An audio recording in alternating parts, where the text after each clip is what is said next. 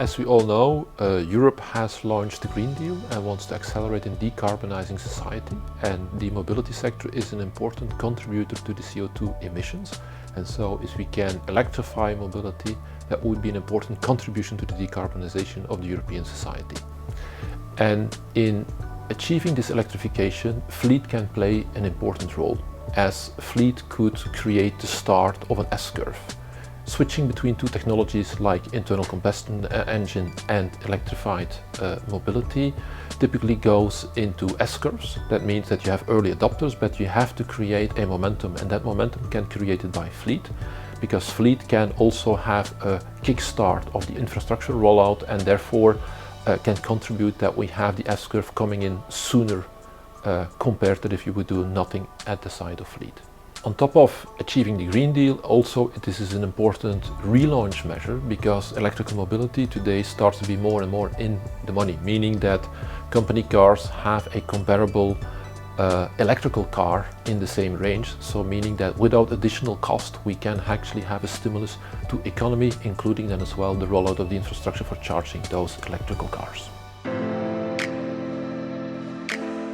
Well, Elia issued last year in November a study about electrical mobility and the impact on the grid. And what we did was we simulated 2030 with 1.5 million electrical vehicles in Belgium and 10 million electrical vehicles in Germany. And what we saw is by normal charging behavior of people, you would increase the peak load with 10%. 10% of peak load increase would mean actually that a lot of people would charge at the moment that prices are high, but even worse, that they would need for the 10% additional peak load, that we would have to have plans that support the system at that moment of time that typically are more CO2 emitting, and therefore the carbon footprint would become more negative. We also looked at smart charging, and if we look at smart charging, we saw that actually we got the opposite effect. There would be benefits for the consumer and there would also be benefits for society, and therefore it's very important that we focus on getting smart charging adopted at a wide scale. As a consumer, typically 90% of the time your car is parked and you only need 2 hours to charge your car for your average daily consumption. That means that it gives an important window of opportunity to shift charging at better moments of the day. So at the moments that there are a lot of renewables on the system and the prices are low. So for an average car driver, that would reduce his cost of charging by 15 to 30%.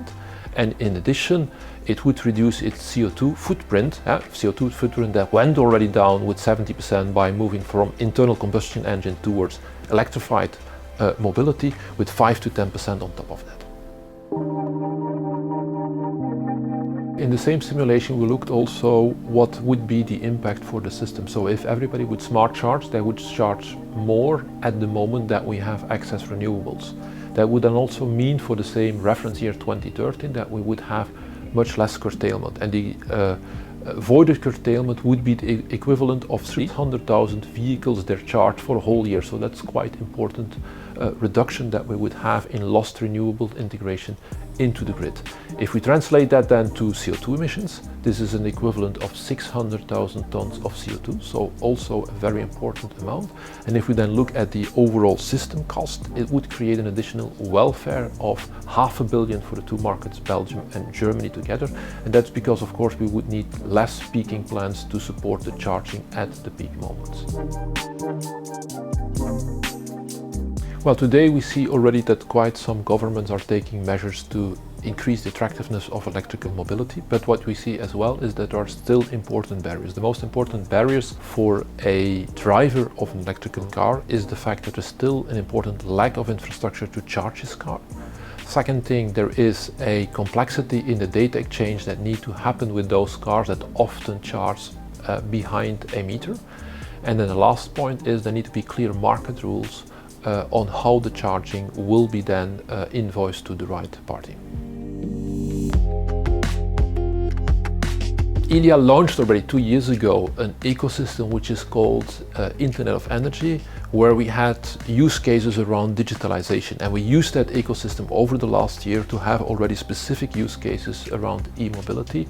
One was around how to have an all-integrated leasing contract where somebody can charge wherever they want on one single invoice. Another was around blockchain, so how do we identify a vehicle that is mobile connecting across a network. We still have a number of new use cases in the pipeline for the coming year within the same ecosystem, but we still need a lot more to make it happen that e-mobility is picking up fast, and therefore this is a call to action to everybody that is willing to contribute to this, so that they join us into that ecosystem and that we experiment so that we can deliver the best service to our clients.